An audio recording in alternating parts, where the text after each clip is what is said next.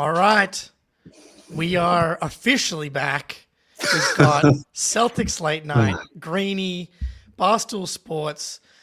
Good to be back. I was a little bit concerned because my entire vacation in Japan, the Celtics didn't lose in the first game that they played that I came back to. They lost. And I was like, am I going to have to figure out how to live in Japan for the entirety of the playoffs? And thankfully, we're back in the win column. But honestly, that probably wouldn't be the worst thing. I mean, I've never been to Japan, but it sounds pretty great. Sweet. I mean, there's worse places to be. Then again, you're in Australia, so it's like that's also not a bad place to be. So I'd like to be in my house, I think, would be preferable. Honestly, and Japan, billed as having some of the best internet in the world, but classic statistical, misnomer, they have the highest ever recorded single speed, but their general speed for the average person is actually not that good. So I was led astray before getting there. But we're back with my mediocre internet, and we're here, and the Celtics are streaking. One game win streak. We're back. Well, it's weird. It's like their overall stretch is so awesome, but like I want to be able to say like 16 wins in a row, but instead it's like 14 out of 16. It's very it is interesting. Problem. This team, considering that they're probably going to hit 60 again, and they won 64 last year, they haven't had like a 15 plus win streak in either season. I think this 11 game. Did they get to a 14 last year? I don't think they never got on like a Cavs 15-16 streak last year. It was like a bunch of 5s, 7s, 9s. Okay, I almost don't know what I would prefer. I kind of prefer. I mean, 15 in a row, especially like Cleveland, they have multiple 15s, but like there is something to be said about having multiple 7, multiple 8s, multiple 9s in a row. I just, I'm just trying to think. We last spoke, it had to have been before March, right? So they've basically only lost twice. Yeah. We were sweating 40-20 and we almost made 60-20. Almost. 55 wins before 20 losses. Yeah, and another Greenie in the chat here was tracking it as closely as we were, and so, never a doubt. I guess so. Celtics win, obviously. I guess the place everyone's starting and where place we're going to start is how have you emotionally been dealing with the Jaylen Brown knee thing? And we have obviously a great offensive production tonight. Where are you at? I think initially there will always be a part of me that says this is KG's knee 2.0, right? Like that was a 62 win season, I believe, in 09, right? Like they were on pace to repeat. They looked great. We were told it was no big deal, and we know what happened. So like that was my initial, like we just can't have anything nice. Then I watch him play over the last 2 games, and it's like, all right, I'm kind of off the ledge a little bit. He still looks like a productive player. I've now come to the acceptance part of denial or grief, whatever it is, where I'm accepting that it's going to be an issue this whole run, right? Like he was just saying today after the game, it's not like rest, and then I was thinking maybe he's playing as a way to be like, all right, if this is never going away, I need to figure out how to play under this pain level, what my capabilities are, what I can do and can't do, and how I should push myself. Then he drops 31 today and looks great, and you're like, okay. But then there's also possessions where he's grimacing. You're like, well, that's not great. So after the game, he's talking about how there's no guarantee that rest even does anything for him. So that, one, makes me feel better about him playing, but also not feel great about what the injury is. And then he's saying his minutes now are more just figuring out that new normal. So I'm optimistic about it because, again, I thought he looked great for the most part today. I don't think he's going full playoff balls to the wall, and he still was very effective. But you're kidding yourself if you're not worried about this every single day from now until the end of the season, because he's that important of a player, and you just never know when it's like one bad landing could be it. Yeah, I really wish the medical staff would just do a sit down with us and walk us through exactly what's going on, just so we know. Because I don't like not having a complete understanding of what the injury is. Well, you're not going to like his post-game presser today because he was like, I wish I could tell you guys the details. I was like, well, hold on a second. You can do whatever you want. And then 2 days ago, he was like, I saw a bunch of different specialists. It's like, what's going on? It's like, what? You can't tell me the detail. You can't just be like, I have a bone bruise and I'm responding to the bone bruise. Like, being so coy about it is very, like, it makes my antenna go up. It's very Jaylen Brown. Yeah, but at the same time, it's like, when have the Celtics ever been honest about an injury ever? So it's like, I don't even care that they're not telling me what it is because I probably wouldn't even believe them. That's fair. But this is teams, professional sports teams and injuries, they don't tell us anything. If it is the bone bruise thing, though, it should, in theory, by the time we get to the conference final, this is what I'm hoping. This is my hopium right here, is that it's the bone bruise. It's going to take a long time to get better, but by the time we get to the conference finals, or hopefully the finals, it will just be at least improved or completely healed, because that's kind of how bruises work. What concerns me is that he's insinuating that there's more to it, right? Potentially, and so. But it's also safe for him to play. So what could this mystery like? You would have to think that they would be insane if they're like, "Hey, you are on the verge of doing real damage." They would not be playing him. No. So it's serious enough to where he can't say it, but not serious enough to limit him. It's just going to be one of those things where, just like every second KP's on the floor, every time Tatum takes a three with someone in his airspace, I'm just going to be nervous about it. And you just have to hope. And I think this now more than ever is important, that they do not extend series for longer than they need to be. Don't drop these games at home. Win at least one of every 2 road games that you play and just get out of these series as quick as you can. Because, like, the last thing we need is another Robert Williams situation where you extended all these series and now you're in the finals potentially, and like Rob's knee is cooked and that just, it destroyed everything. So I'm nervous about that more than, his knee, of like, is this one of these weird, odd years where it's like they're great in the playoffs on the even years and shitty in the odd years? It's like, are they going to be dropping these game 5s or whatever they end up being at home? And then they're playing games that are 6-7 series, or series that are 6 or 7 games long when they shouldn't be. Well, tonight was a good step in the direction of doing what you're supposed to do. Double-digit favorites, opposing team missing their star player at home.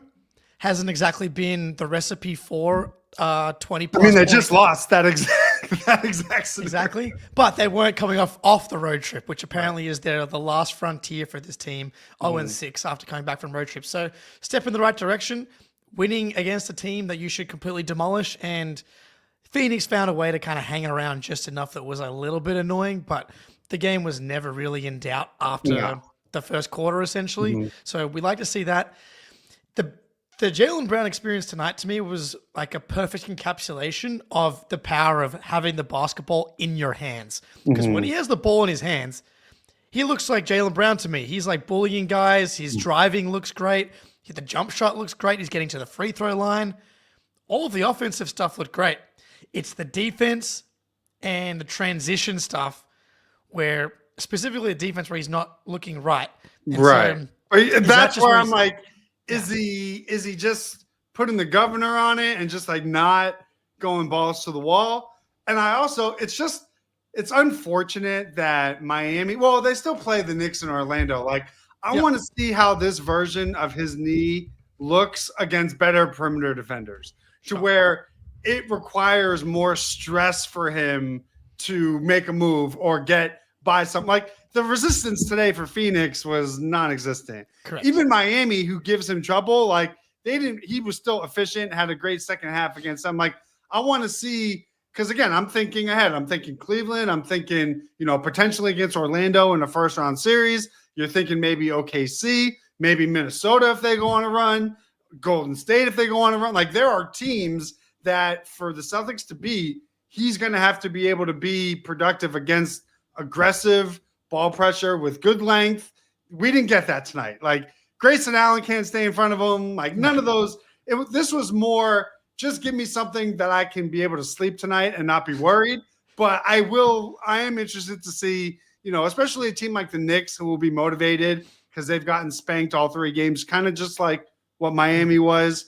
And then I would say Orlando is probably going to treat it like we could see you guys in the playoffs. So it's a measuring stick game for them. So I don't know. I'm relieved, but I want to see tougher resistance. Yeah, the Phoenix Suns have the 28th ranked defense on the season. Yeah. And if you're a team that's pushing for the playoffs or the play-in and you are ranked 28th or anything worse than 24th, that means you're in the same category as the tanking Cooper Flag teams. And the fact that this team is 28th, some of these other tanking teams actually have a better defense than the Suns. And then you take out Kevin Durant, who's probably been like the their best best defender on the season. Yeah. Then this is not exactly the test that we're going to see in the playoffs. Maybe not surprising that Jaylen Brown looked awesome in the Suns game a week ago as well. Yep. So you're absolutely right. Like, what does it look like against some of these trickier defenses? I'm not sure we're even going to get the answer towards the end of the season here. Right. Like I would imagine I would sit him like, you don't need to play. You can go main Celtics for the Charlotte Hornets back to back. Yeah. My guess is they'll probably play the starters in one of the 2 between New York and Orlando. And it might end up being the Knicks just so that you don't give Orlando anything on film potentially or whatever, you don't want them feeling good.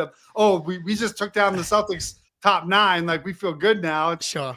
I think it's unrealistic to think we get the full normal rotation in both the Knicks and the Magic. So he probably has 2 or 3 more games, and you probably pick one of those 2 as like the tough defense challenge and see how he does. Yeah, he's not playing in the back-to-back. That would be insane. It would be insane for pretty much anyone, I think, to play in the back-to-back. Well, I don't know if it's is it back-to-back days or just back-to-back? Like I think it's back-to-back days. Oh, really? I knew it was like Charlotte to end. Oh, no. I meant the Knicks Magic is back-to-back. Oh, that's back-to-back. Oh, well then shit. Yeah, they're not.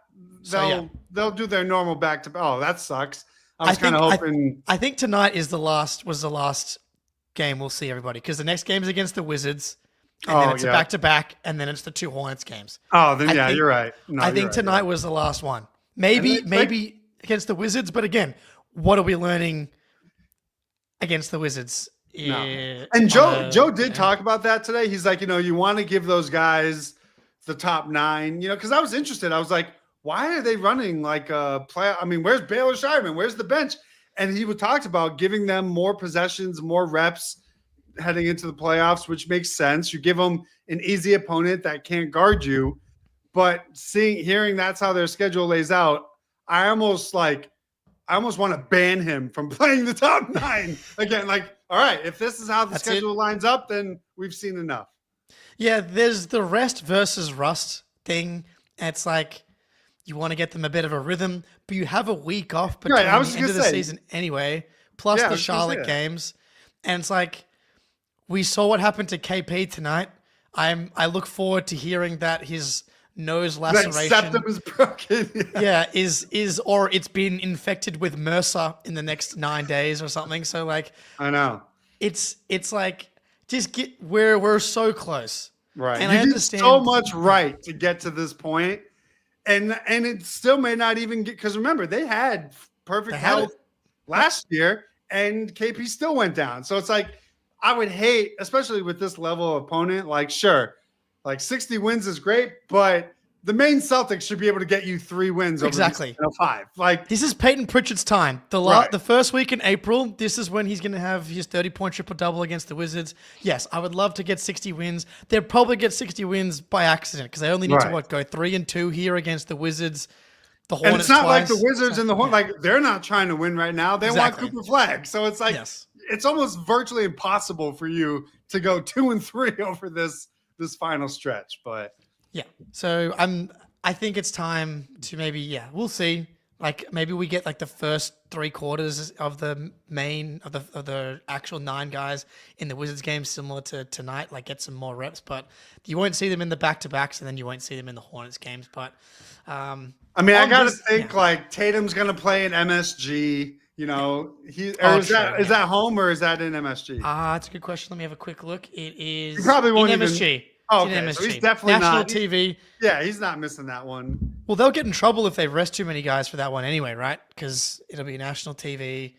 And Unless I think you're only allowed to do that if it's like a real injury. So I wonder if Jalen's like injury designation.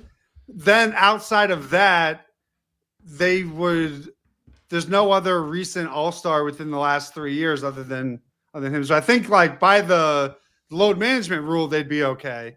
Oh, true. It's just All-Stars. I forget about that. I forget.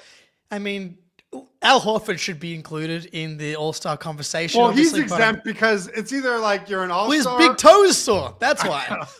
It's like you're either an All-Star or you're old. So it's like he fits the old criteria. It's more just like if Jalen wasn't on the injury report and then they sat both, then they'd get in trouble. So it's all an elaborate plan to make sure Jalen doesn't have to play the back-to-back in the last week of the regular season. Yep. Maybe that's what. Maybe what this is. I am looking forward to his pesky left toe of Al Horford's coming back to bite. It's like he looks great, and then all of a sudden, damn, just flames up on him. So from this game, I mean, big picture takeaways are hard. I guess I'll also ask you, how are you worried about Jason Tatum's 3-point shot at the moment? 30% since the All-Star break, 1 for 8 tonight. It's kind of been all over the place. I'm well past the point of ever remotely worrying about Jason Tatum for a couple reasons. Like, obviously, shooting 32%, like that's dog shit. You can't have that. But, you know, the last 2 playoff runs, he's shot 32, 31%. They've made deep runs, right? And I think it's important because you watch a lot of his misses today. It's not like he's missing bad on all of his. So I think it's one of them was real bad. But other than that, one off the side of the rim, not great. But like, you know, his catch and shoot threes, like they're rimming out or they're just short.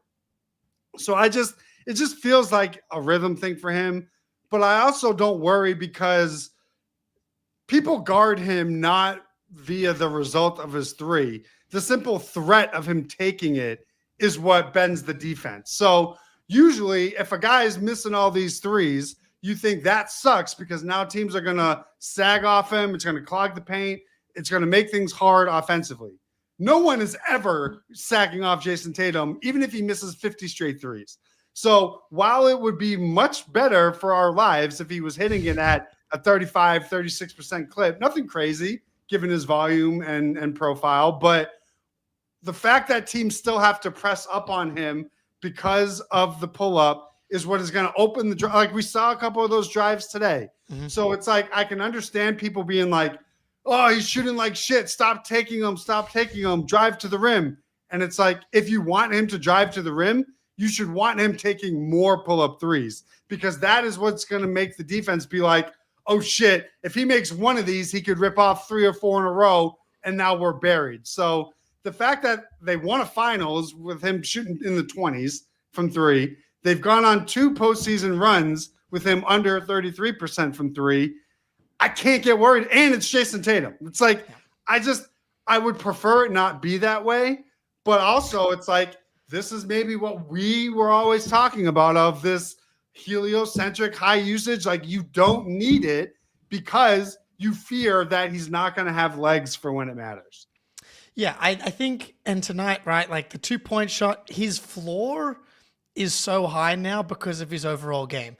He is just a 7 or 8 assists per game guy now. He got screwed the other night where he had 2 assists on 16, whatever it was. But I'm very focused on making sure that he gets the 6 assists clean to close the regular season here, which would be a big step up for him. But like, as long as he's able to drive the Missoula ball bus in the direction that it's supposed to go, the 3-point percentage for specifically Tatum, I think is like one of the least impactful numbers because even I looked, we were talking about it in the Discord last night. He shot 28% from 3 last playoffs. If I gave you 34.5% for this upcoming playoff run, I would take it in a heartbeat. Give me 34.5. Big average. And the difference in actual like points on the board is like, I think it was 0.5 threes per game. So you're getting an extra 1.5 points per game if Tatum's shooting 34 versus 28. And it's like, Is that the difference in them winning and losing the finals, or is the difference going to be completely made up by the fact that he's driving offense and, dictating mismatches and getting everyone the ball in the right spots, also finishing at the rim at a career high? The mid-range has kind of come along a little bit here as well. So it's like all those other things, his specific three-point percentage is not that important. And then at the same time, I think you just roll the dice and you're probably going to end up with 33 plus anyway, because that's just where he's typically been. It's the shooting variance thing. Hopefully it comes up on 39% like in 2022, because that would be real nice, but I'm not worried about it. Right. And you got to look at it in the context of, I look at the off-ball shooters percentages as way more important factors, because Tatum's going to have the ball, right? So it's way more like the fact that his percentage doesn't impact how teams are defending him, right? They're still coming up on him. They're still fearing his pull-up. Then when he has the ball, it's way more important that Derek is efficient, Peyton's efficient, Jalen, like the people who eat off Tatum's plate, I care way more about their percentages, because the teams are going to take the ball out of Tatum's hands. If Tatum is having a heavy shot diet of catch and shoot threes where he's not, using the energy to generate the shot, he's not going to shoot 27%. Like, he'll be in the mid-30s if all he's doing is catch and shoot. But that's not how he's used in the playoff. That's not playoff Tatum. So I'm with you. It's like, whatever you get from him from three, I almost feel is like a bonus, right? Like, the threat of the three is his value. The production of it, it's like, if Sam Hauser goes on a slump, what else does he fucking do? If Peyton Pritchard can't make a three, what else can he do? If KP or Derek struggle, it makes things harder for you. We're seeing them put up 120 points a night with Tatum unable to hit a jumper, because I feel like his outside shooting is just gravy when you think of all the things that he's responsible for offensively. Yeah, his floor game overall impact is gone to another level this season. Like, they boat raced the Mavericks with his true shooting percentage at 50.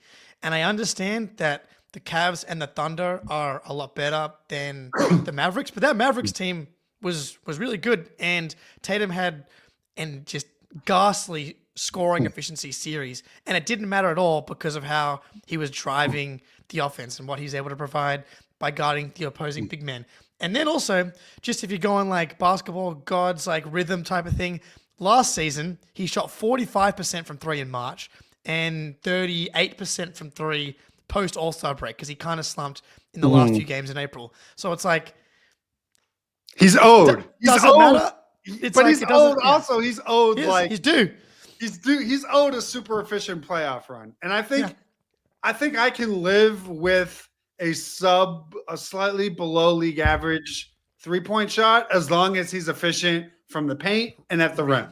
Like, you can't. I feel like in the 22 finals he was inefficient from everywhere. Right, he shot well from three. Well, I'm saying exactly, that was weird. The arc. And I can deal with his outside struggles, because I know that when he puts his shoulder down, nobody can get him from getting to a spot in the paint and in the rim. It's when he suddenly can't finish in the paint or, from two, that's when there's more pressure for him to hit his three. But again, and you got to tell me, are they going to have KP for this whole run? Like, there are ways to sort of survive a Tatum shooting slump. That's your margin for error, is your health. So I don't know. There are questions, but I don't know. That's like, anybody can go on a cold streak in a postseason and you would never see it coming. Like, the Cavs could, regress to the mean. OKC, we saw their shooting disappear last year against Dallas. Like, anything can happen in a playoff series. I feel like I want to trust the guy that's played like 150 playoff games in his life. Yeah. The sad or painful reality is that shooting variance can play a role in a series. Like, Caleb Martin can shoot 50% from three for a series, while Jaylen Brown can't hit a shot for 7 games. Like, these things do happen. The Cavs did actually hit their insane magnet ball game again tonight, 43%, but they were Matt Barnes? Harrison Barnes. I was like, did I get my Barnes confused? Harrison Barnes is missed a wide open like floater layup to win the game. Like the Cavs kind of choked away the last quarter. The Spurs went 31 to Cavs 23, and Harrison Barnes missed a floater in the paint. So I just wanted to draw attention. The Cavs have kind of been like teetering for the last month here. I know it's March and April basketball, so I can't read too much into it, but I have been enjoying their slump a little bit. But yeah, if there's any worries that we have, Jason Tatum is like, I can't do it. Not one of them. Well, and you know what? This is the benefit of the championship. If they did not win the title last year, my feelings about all of this drastically change. But like, I know that he's good enough. I know despite shooting poorly, they can still win 4 rounds. And I think, health will be important for them just as it is with anybody else. But this is more of like, if you're someone, I feel like it's fake doomerism to be like, I'm worried about Jason Tatum for the playoffs. Like he's been a high playoff performer since his very first day in the NBA. I can't seem to do it coming off a championship. I just can't. Yeah. And also like they are what now 10-1 in their last 11. They're 15-16-2 in the last 18, despite him not shooting well. So it's like that does not bother me. Just be, confident going into the playoffs that the fact that he's raised his game as a floor general to a whole new level, that is going to have a far greater impact than him shooting 35% from 3 as opposed to 30% from 3. And you know what? How do we know he just doesn't have PTSD from Sabonis and he's thinking about his landing, while he's shooting? Like there's so many things that you just don't know because it's not like he forgets how to shoot. So either he's fatigued and that just backs up our point of like, this is why you have a balanced offensive approach during, December of the regular season, because you can't afford if he, has shot legs, that's a disaster. So I am interested to see how things look, with a week off. You got to hope that things, I'm very Drew Hanlon, get in here. Get in here. Like what are you doing? Like Beal doesn't need you, and B doesn't need you. It's time to come to the Garden and get some work in with your number one client. Yep, and great point from Tony Louie off your point about Tatum always being a playoff performer. Never forget JT came 2 points shy of passing Kareem's rookie playoff record. Yeah, like the guy's been pretty good in the playoffs. I think of our concerns, that's not one of them. In this game specifically, the little stretch where Jalen was trying to throw Luke Cornett, DeAndre Jordan lobs and dunks was incredibly fun. I didn't actually realize that Luke Cornett's dad was Frank the Tank and that he had played in the NBA. So that was news to me. I mean, let's be honest, this is Luke. I tweet it all the time. This is Luke Cornett's franchise right now. He is, dude. Like, unironically, he is playing at a starting center level that is just the rebound. I just continue to be so impressed with how quickly he processes things offensively. It's like, when is the last time Luke Cornett has ever made a bad basketball decision?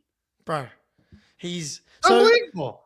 So firstly, Tony in the chat, Tony Lewis, apologies for mispronouncing your name there. But yeah, Luke Cornett's dad, firstly, 6'9", and he got the beautiful gift of somehow growing to 7'1". Happy for Cornett. So if the most improved award wasn't a farce, Luke Cornett should totally be in the running for it. Oh, in the running for sure.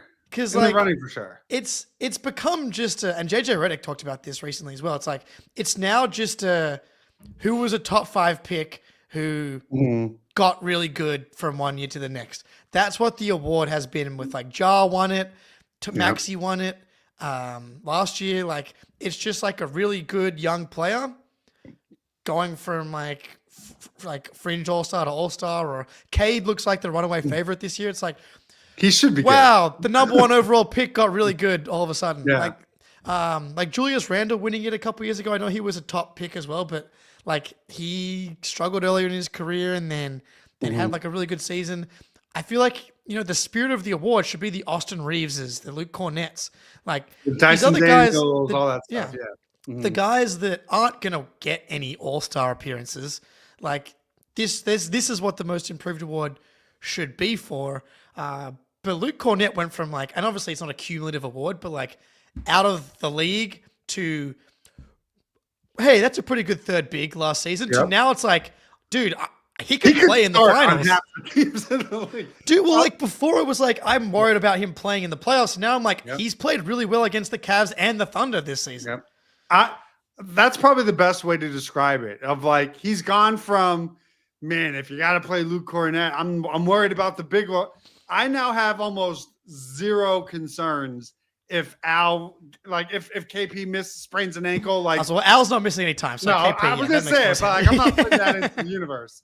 But like, if Luke Cornett needs to play, okay, great, deal, let's do it. And I just think that is such a testament to his growth, but also the type of skill set that you're plugging into that position. Like, I feel to some degree, I feel like any center that can walk and chew gum at the same time will thrive next to Jason Tatum. But at the same time, the way that Luke Cornett and Tatum have been able to build that chemistry and have that two-man production, it just makes you feel more comfortable of if they need to go 3 or 5 playoff games where he's the backup center and KP is out, you still have an elite offensive option to utilize with your best player that can carry you through those, lulls of an offensive game where, they're taking away the threes. Okay, let's run Tatum Luke two-man game. It's just as effective as the Jalen KP two-man game. It's just as effective as the Jokic Murray two-man game. Like you want to joke about it, but that's like a legitimate, real weapon. And I think that is what the most improved award should be sort of representative of you went from out of the league to in the rotation on a title contender, title favorite, and you are playing substantial minutes. Like, that's a pretty big deal, but again, for me, it's how he processes. He had I can't remember if they made the shot. I think it was a short roll to Hauser or Pritchard in the corner. It may have been Hauser. And it's just the fact that he knows where to go with the ball and he doesn't waste time. It's like, this is how you see the floor as a big for Joe Mazzulla. The mind meld between him and Tatum and Mazzulla Ball, like, I just pray that he sees how much he's connected to the Celtics team and how much his family and everyone loves being here and everybody loves him, and he's willing to please accept a 3 for $15 million. I mean, they can go. They have his bird rights. So I know they can do whatever, but that's. I think the conversation is, hey, Bill Chisholm, you want to win over your fan base? Max out Luke Cornett. Billy C in attendance tonight. How can he not? Luke Cornett put on a show. I know. For Billy Chisholm there tonight. That's a good point from Tony Lewis in the chat. No, sorry, it was Blammo in the chat. Cornett has eclipsed, no pun intended, Tice's peak. I mean, there's a long lineage of white centers in the career of Jason Tatum. They're different, but they're different. Baines, Tice. I think I'd agree with that. Cornett. Though.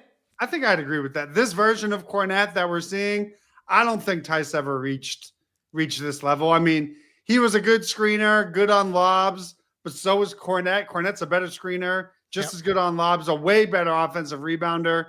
Tice might have been a little bit better in space, guarding down, quicker players, but Luke Cornett has such a crazy wingspan. I feel like he can block anything anyway. So I don't think that's a crazy, and Tice is one of the rare, he's one of the rare Euro YouTube finds that panned out.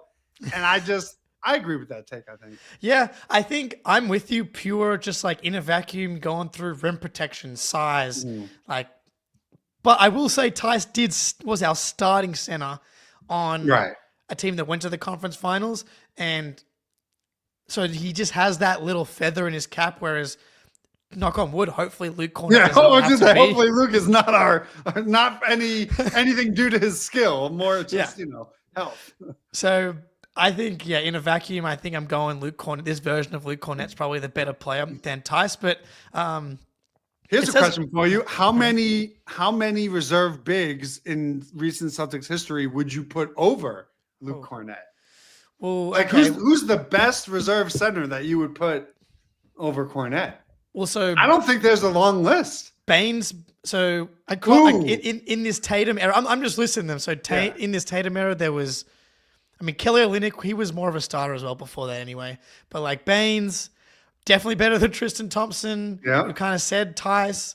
But then who were the other backup big men? Like it was, like I mean, Cantor or Enos Freedom. That's a no-brainer, obviously. Better than him.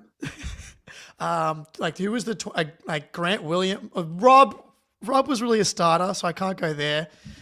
Maybe Grant. Grant was a big, right? Like I was gonna say Grant, maybe different types of player, but he's probably the only one you could make a case for, unless we're missing somebody.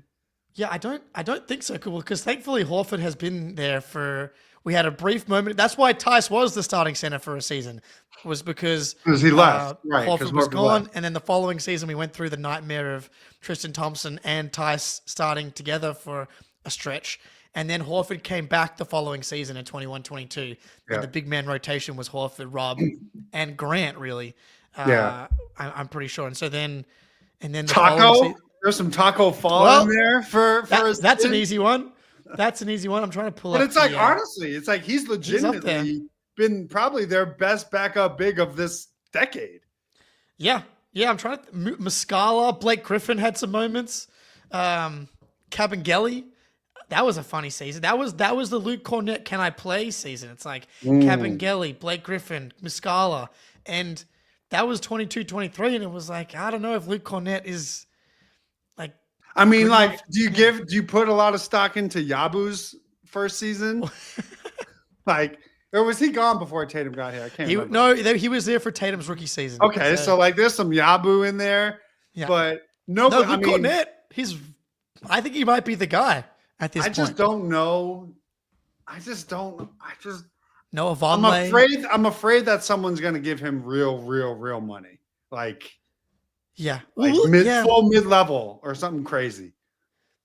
Yeah, there's going to be someone that puts, because I mean the report I believe was Utah offered him 8 per, and the fact that he turned down that to stay for the minimum gives me confidence that like if they can get to $5 million per year annually, then is that enough? I feel like it's just Brad's responsibility to surround Tatum and Brown with players that they know fit. Yeah. Well, now you have one.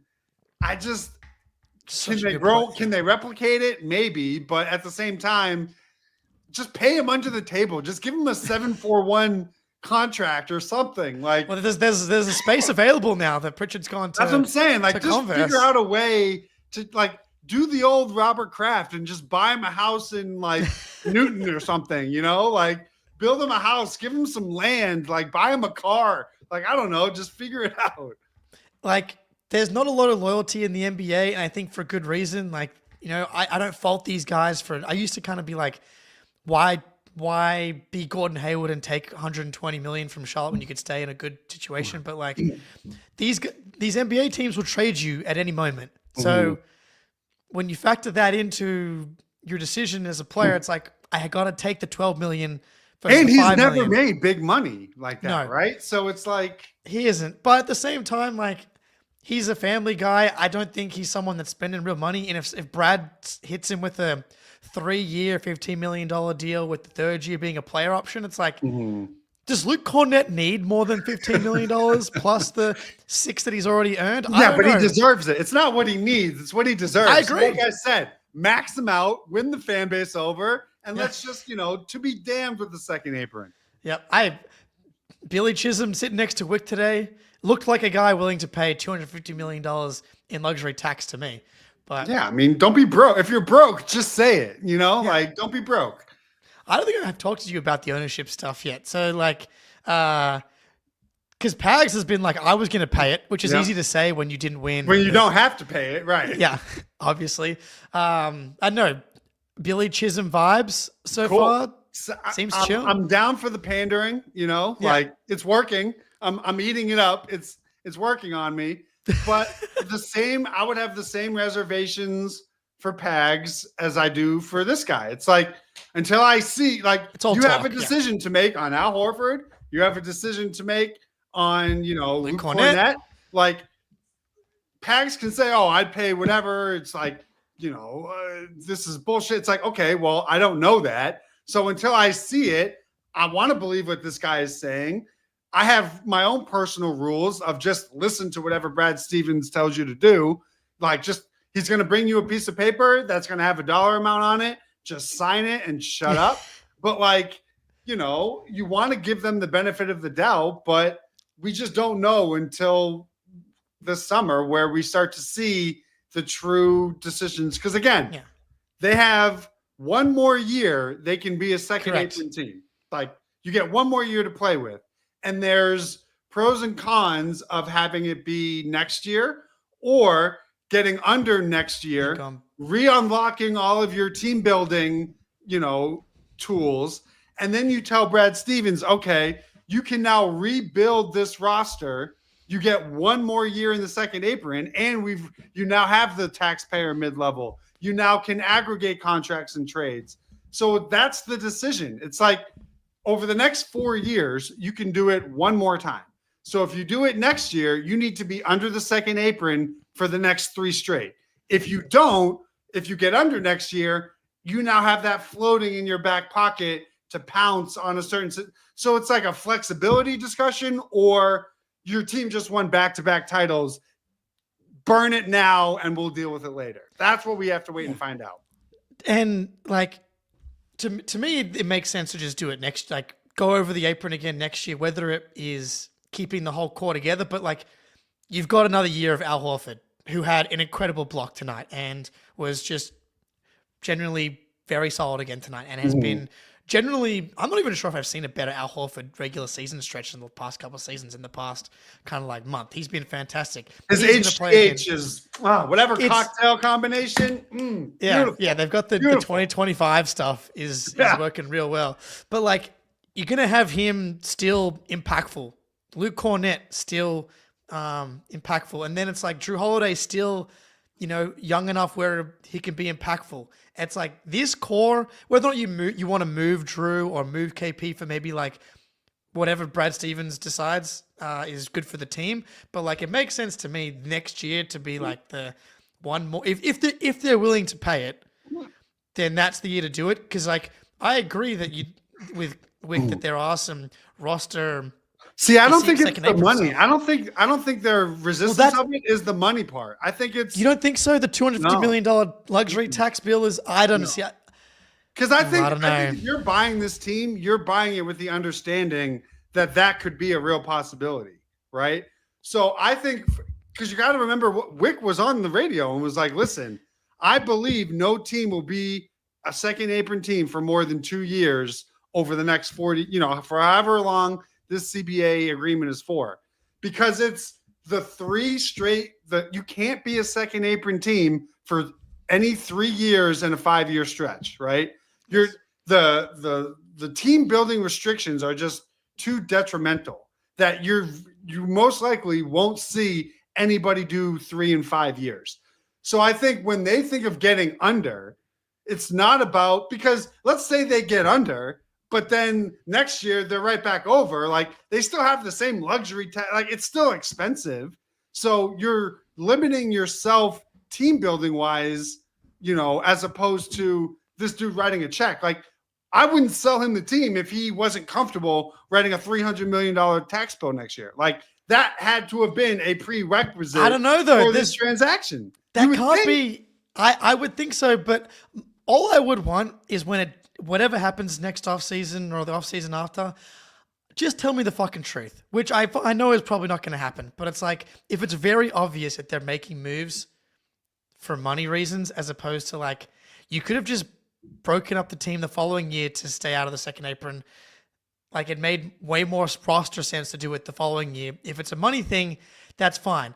I personally kind of expect them to cut salary, even if they stay above some aprons. Like, the luxury tax is just so big. Like, can you get that number down?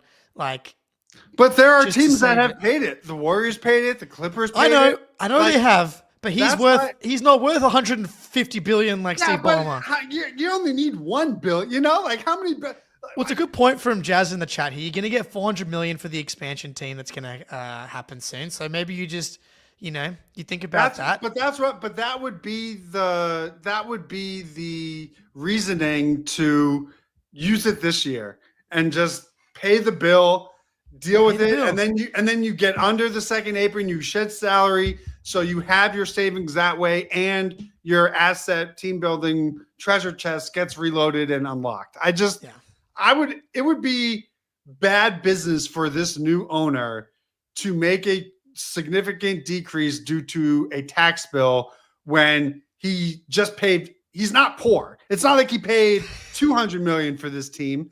His group just paid $6.1 billion. Like, Jesus Christ, you don't even feel $500 million when you're, like, I would hope not. You know what I mean? would hope not. And especially if you say, I'm going to do it right, I understand, blah, blah, blah. Like the pandering part with the reality of just cut the check and then we'll get under the next season and you won't have to worry about it. That's why I'm thinking, unless Brad Stevens says this is the right basketball decision to make, okay, fine. My guess is that would not be something that would lead to shedding a high salaried player, right? Like Brad Stevens, I don't think is like knocking down the door to trade Drew Holiday. He loves Drew Holiday, right? Yeah. So he's great.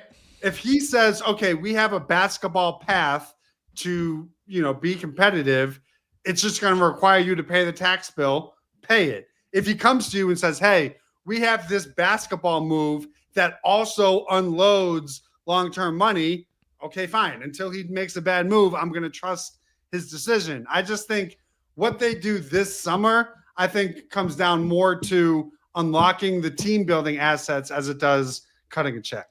Yeah, and I think that there's going to have to be some sort of reset for this roster at some point, like Drew 34, Horford 38.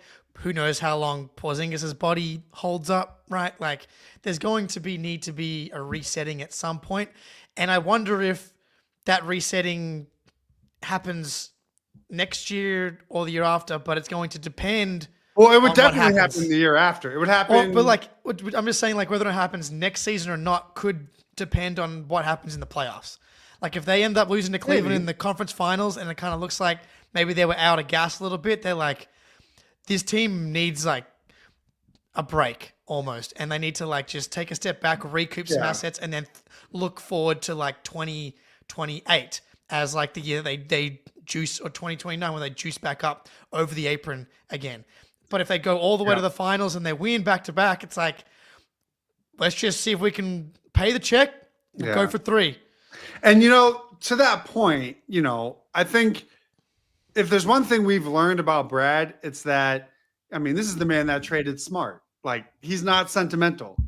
That team was was good enough as constructed, and he was still bold enough to make. So I do agree with you. Like, you could see, but again, if you're trading Drew, right, and that goal is to get under the second apron, you need to find a trade partner that can absorb him into space, because you can't take a shit ton of money back. Yeah, so how many teams are there that have that kind of space and have a positional need? It's like, I think we're always saying, they'll just trade Drew. It's like, a team has to want and have a need for that asset. There's a few. If you're in the First of the Floor Discord, I think opposing fan bases would be disgusted with how much we've talked about trading our players in the midst of a 60-win back-to-back title defense. But like Drew Holiday for Isaiah Stewart and Simone Fontecchio or something like that. Like because the Pistons want to get like a guard in there that can also take some of the burden away, yada yada leadership. Maybe the Magic, or there's enough teams you can get back like half of Drew's salary and get back 1 or 2 rotation pieces that are rotation pieces. None of them are going to be as impactful as 5th option Drew Holiday, most likely, but you can get back half of his salary, so it gets you under kind of either the tax or not the tax, but like under the first apron. It'll be fascinating to see, because it's such a shame that we waited our whole life. It's such a shame. I literally have waited my entire life for this exact scenario, like for this team. We have roster. The super team. It's like fucking CJ McCollum and Grant Williams. What dickheads, man! Not Jaylen Brown. He missed those meetings. I swear. Yeah, he had a dentist appointment. He didn't make them. He was gardening. cutting his hand open and something like that. Screeny, it's been a pleasure. It's good to have you back. It's good to be back. Celtics back in the win column, 57 and 20 with 5 games to go. Is it crazy? Wins. You think? Imagine they finished 2 games worse than last year after playing 500 for a month. Like, what an unbelievable turnaround. Good team.